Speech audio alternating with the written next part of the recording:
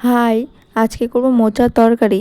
তো মোচার তরকারিটা করার আগে মোচাটাকে তো আমি ভালো করে ছাড়িয়ে নিয়েছি, তারপরে কুচি করে কেটে নিয়েছি, দিয়ে ভাপ দিতে বসিয়ে দিয়েছি, কারণ একটু সেদ্ধ না করলে তার কষ্টা কষ্টা লাগবে খেতে। তার সাথে একটু ভেজা ছোলা ছিল ঘরে, সেই ছোলাটা আমি দিয়ে দিয়েছি, কারণ ছোলা দিয়ে না মোচার তরকারিটা বেশ ভালো লাগে খেতে। তারপর এদিকে এক সাইডে আমি কড়াইয়ে তেল দিয়ে দিয়েছি, তেলে সম্বারা দিয়েছি, শুকনো লঙ্কা, তেজপাতা আর কিছুটা জিরে। ওগুলো লাল লাল হয়ে যাওয়ার পরে আমি দিয়ে দিয়েছি আলু। আলু দেওয়ার পর একটু হলুদ, অল্প লবণ দিয়ে ভালো করে নাড়াচাড়া করে লাল লাল করে ভেজে নেব। ভেজে নেওয়ার পরে আমি দিয়ে দেবো জল থেকে চিপে রেখেছিলাম যে মোচাগুলো সেদ্ধ করে, সেই মোচাগুলো ভালো করে জল থেকে কিন্তু চিপে নিতে হবে, দিয়ে চিপে নেওয়ার পর দিয়ে দিতে হবে। যাই হোক, আমি তো দিয়ে দিয়েছি। ভালো করে নাড়াচাড়া করব একটু, এখন ভালো করে একটু নাড়াচাড়া করার পরে সঙ্গে সঙ্গে দেবো একটু লবণ, অল্প হলুদ দিয়ে নাড়াচাড়া করে আবার লাল লাল করে একটু ভাজতে দেব।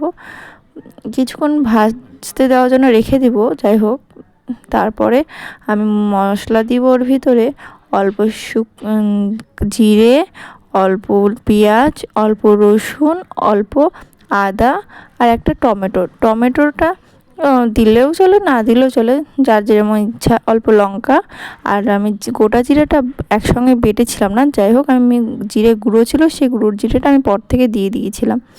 তো এবার মশলাটা দেওয়ার পর ভালো করে নাড়াচাড়া করে নেব। তো একটু জল, যখন আমি মশলাটা দেবো তখন আমি অল্প জল দেব, জল দিয়ে কষে নিতে হবে। কষে নেওয়ার পরে যখন জল, যেটা মশলা জল থাকবে যেটা শুকিয়ে যাবে, তারপরে আবার একটু জল দিব, যাতে মশলার গন্ধটা না থাকে, কারণ মশলা গন্ধ থাকলে খাওয়ার সময় নাকে গন্ধ করবে, ভালো লাগবে না খেতে।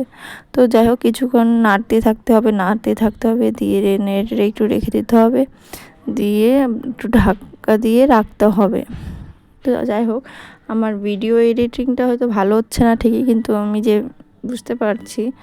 তো প্রথম তো আমার একটু অসুবিধাই হচ্ছে, কিছুদিন করতে করতে আবার অভ্যাস হয়ে যাবে।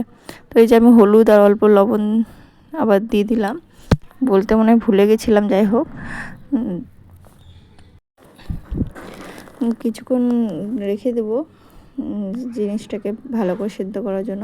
কার কার এরকম মোচা তরকারি ভালো লাগে খেতে, অবশ্যই কিন্তু কমেন্টে জানাবে, কারণ বাঙালিদের তো এগুলো সব ফেভারিট। মোচা, থোড়, যে কোনো কলার কোফতা হোক, ভালো, মানে বাঙালিদের এগুলো, বাঙালি বলতে এগুলো সবারই প্রিয় খাবার, আমার তো খুবই ভালো লাগে।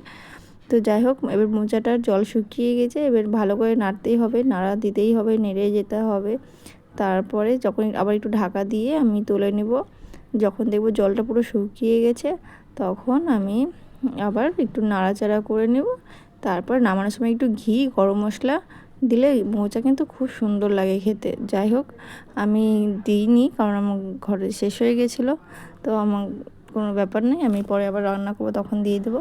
তো আপনারা দিতে পারেন ঘরে থাকলে ঘি আর একটু গরম মশলা গুঁড়ো। তো আমি ভালো করে আবার নেড়ে নিচ্ছি, নেড়ে নেওয়ার পর জলটা যাতে পুরো শুকিয়ে যায়, সেই জন্য একটু বেশিক্ষণ নাড়তে হবে, নাড়া দিতেই হবে, কারণ শুকনো শুকনো না হলে মোচার তরকারিতে জল থাকলে সেটা ভালো লাগবে না খেতে। ভালো করে শুকিয়ে যাওয়ার পর জলটাকে আমি একটু আলুগুলোকে ভেঙে নিচ্ছি, কারণ আলুগুলোকে ভেঙে নিলে ভালো আঠা আঠা হবে। দিয়ে আমি ভেঙে নেওয়ার পর ছেঁচকিটাকে ভালো করে পরিষ্কার করে নিচ্ছি। এই যে হয়ে গেল আমার মোচার তরকারি। কার কার ভালো লাগে অবশ্যই